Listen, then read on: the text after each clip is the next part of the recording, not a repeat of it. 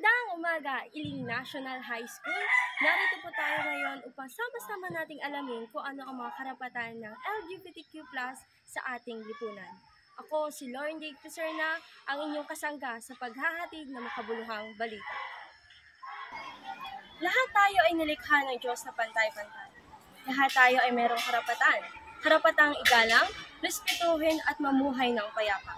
Sa mundo ng makabagong henerasyon, ating matutunghayan ang iba't ibang uri ng kasarian. Isa na rito ang LGBTQ+. Ang LGBTQ+ ay pinagsama-samang kasarian ng lesbian, gay, bisexual, transgender, and queer. Ang paaralan ng National High School ay nagpa-unlock sa mga LGBTQ+ na pwede na silang magsuot ng gusto nilang mga kasarian.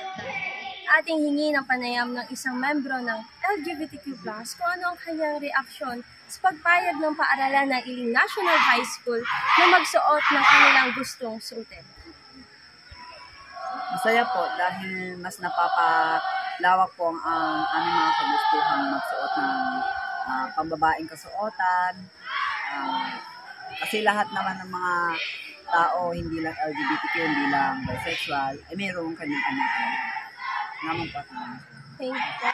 Kaya, ilnahisan, iwasan ang pagdiskriminasyon sa mga LGBTQ+, bagkos igalang at respetuhin natin sila katulad ng pagrespeto natin sa ating mga kapwa. Nagutang dibuho, ako si Lauren J. Piserna, ang inyong tagapagbalita.